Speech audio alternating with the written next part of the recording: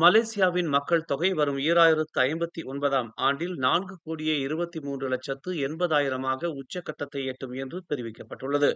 அதன் பிறகு 2060ஆம் ஆண்டில் 4,23,70,000 2065ஆம் ஆண்டில் 4,20,80,000 2070ஆம் ஆண்டில் 4,14,30,000 படிப்படியாக குறையும் என்றும் தெரிவிக்கப்பட்டுள்ளது. 2025 உலக மக்கள் தொகை தினத்தை முன்னிட்டு 2020, 2060 காலகட்டத்திற்கான மக்கள் தொகை கணிப்புகளை புள்ளியியல் துறை நேற்று வெளியிட்டது. இன அடிப்படையில் தற்போது 69.4 விழுக்காடாக உள்ள பூமி புத்ராக்களின் மக்கள் தொகை விகிதம் 2060ஆம் ஆண்டில் 79.4 விழுக்காடாக அதிகரிக்கும். அதேவேளை 2020ஆம் ஆண்டில் 23.2 விழுக்காடாக பதிவான சீனர்களின் மக்கள் தொகை 2060ஆம் ஆண்டில் 14.8 விழுக்காட்டுக்கு சரிவு காணும். இந்தியர்களின் மக்கள் தொகை 6.7 விழுக்காட்டிலிருந்து 4.7 விழுக்காடாக சரிவு காணும் என்று தெரிவிக்கப்பட்டுள்ளது. சிறை தண்டனை அனுபவித்து வரும் நஜீப் ரசாக்கை வீட்டுக் காவலில் வைக்க முன்னாள் பேரரசர் அரச உத்தரவு பிறப்பித்திருப்பது உண்மை என்று சட்டத்துறை தலைவரின் தலைமை அலுவலகம் உறுதிப்படுத்தி இருப்பதை தொடர்ந்து அவரை வீட்டுக் காவலில் வைக்கும்படி அம்னோ கோரிக்கை விடுத்துள்ளது. முன்னாள் பிரதமர் நஜீப்பின் சீராய்வு மனுவை எதிர்த்து ஏஜிசி செய்திருந்த விண்ணப்பம் இவ்வாரம் விசாரணைக்கு வந்த வேளையில் அரச உத்தரவு பிறப்பிக்கப்பட்டிருப்பதை அது உறுதிப்படுத்தியது.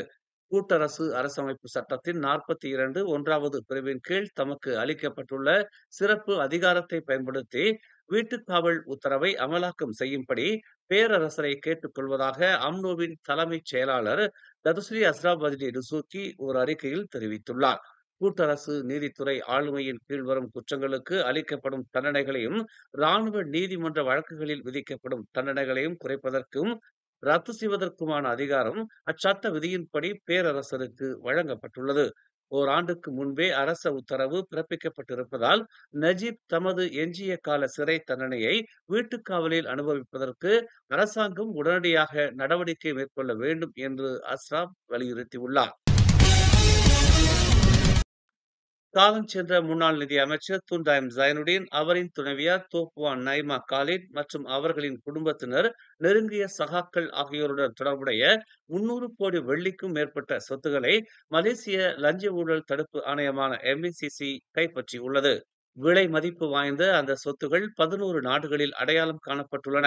MACCயின் சிறப்பு நடவடிக்கை பிரிவினரால் அவை அடையாளம் காணப்பட்டுள்ளதாக நேற்று வெளியிடப்பட்டுள்ள ஒரு அறிக்கையில் தெரிவிக்கப்பட்டுள்ளது. தோட்டத்துறை மற்றும் மூலப்பொருள் அமைச்சரான ஜொஹாரி கானி இயற்கை வளம் மற்றும் சுற்றுச்சூழல் அமைச்சின் பொறுப்புகளையும் ஏற்றுள்ளார். இது உடனடியாக நடப்புக்கு வருகிறது என்று தெரிவிக்கப்பட்டுள்ளது. 2 நாட்களுக்கு முன்னர் கூடிய அமைச்சரவை இதற்கு இணக்கம் தெரிவித்தது என்று அரசாங்க தலைமைச் செயலாளர் ஷம்சுல் அஸ்ரி அபுபக்கர் தெரிவித்துள்ளார். கடந்த மே மாதம் இயற்கை வளம் மற்றும் சுற்றுச்சூழல் பாதுகாப்பு அமைச்சர் பதவியிலிருந்து நிக் நஸ்மி நிக் அமாட் விலகியதை தொடர்ந்து அப்பொறுப்புகள் ஜொஹாரி கானியிடம் ஒப்படைக்கப்பட்டுள்ளது. தனது கணவரை மூங்கில் குச்சியால் தாக்கி காயப்படுத்திய மனைவிக்கு நேற்று பாலிக் புலாவ் நீதிமன்றம் 150 வெள்ளி அபராதம் விதித்து தீர்ப்பளித்துள்ளது. திருமணத்திற்கு பின்னர் 12 ஆண்டுகளாக தனது கணவர் மீதான கோபத்தை கட்டுப்படுத்தி வந்ததாகவும், கடந்த ஜூலை 4ஆம் தேதி ஏற்பட்ட வாக்குவாதத்தால் கோபமடைந்து தனது கணவரை மூங்கில் குச்சியால் தாக்கியதாகவும் 37 வயதான யாங் கலீடா காலிட் எனும் பெண் ஒப்புக்கொண்டுள்ளார். இச்சம்பவம் தமான் எமாஸ் தெலு கும்பார் பகுதியில் உள்ள அவர்களின் வீட்டு வாசலில் நிகழ்ந்ததாகவும், அருகில் இருந்த குடியிருப்பு வாசிகள் காவல்துறையில் புகார் அளித்ததாகவும் தெரிய வந்துள்ளது. பாதிக்கப்பட்ட 48 வயதான முகமது நசீர் அப்துல் ஹலீம் எந்தவொரு மேல்முறையீடும் செய்யாத நிலையில் குற்றம் சாட்டப்பட்ட 37 வயதான யாங் கலீடா காலிட் எனும் பெண்ணுக்கு குறைந்தபட்ச தண்டனையை வழங்குவதாகவும், குடும்ப விவகாரங்களின் போது வன்முறையை கையாள வேண்டாம் என்றும் கணவன் மனைவி இருவருக்கும் இந்த நீதிமன்றம் அறிவுறுத்துவதாகவும் நீதிபதி சியா ஹுயே திங் உத்தரவிட்டார். சம்பந்தப்பட்ட இருவருக்கும் குடும்ப நலத்துறையின் கவுன்சிலிங்கை ஏற்கும்படி நீதிமன்றம் உத்தரவிட்டுள்ளது. பாதிக்கப்பட்ட கணவருக்கு ஏற்பட்டுள்ள காயத்திற்கு மருத்துவமனையில் சிகிச்சை அளிக்கப்பட்டு வரும் நிலையில் சிகிச்சைக்கு பின்னர் கவுன்சிலிங்கை மேற்கொள்ளும்படி வலியுறுத்தப்பட்டுள்ளது. கடந்த 25 ஆண்டுகளாக நம் மலேசிய திருநாட்டில் திறன்மிக்க ஆடல் கலைஞர்களை உருவாக்கி சாதனை படைத்து வரும் அப்சரஸ் நிருத்யா நாட்டியாலயாவின் ஆருத்ரா எனும் ஆடல் கலை படைப்பு ஆருத்ரா 9 எனும் பெயரில் இன்று மாலை 5 மணி அளவில் பெர்சியாரான் சுபாங் மேவா யுஎஸ்ஜே 1 என்ற முகவரியில் உள்ள ஆடிட்டோரியம் எஸ்ஜேகே சி சீவென் அரங்கில் மிக பிரம்மாண்டமாக நடைபெறுகிறது. கில்லான் புக்கிட் திங்கி ஸ்ரீ மதுரை மீனாட்சி சுந்தரேஸ்வரர் சுவாமி திருக்கோயில் வளர்ச்சிப் பணிக்காக நிதி திரட்டும் நோக்கில் இந்த நிகழ்ச்சி ஏற்பாடு செய்யப்பட்டுள்ளது. மேலும் செய்திகளை தெரிந்து கொள்ள தமிழ் மலர் நாளிதழை பாருங்கள். உடனுக்குடன் செய்திகளை தெரிந்து கொள்ள தமிழ் மலர் இணையதளம், தமிழ் மலர் செயலி மற்றும் மலர் டிவி யூடியூப் சேனலை வலம் வாருங்கள்.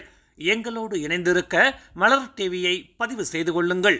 உறவுகள் மகிழ்ந்திட விருப்பம் மற்றும் பகிர்வு சேவையை சொடுக்கிடுங்கள்.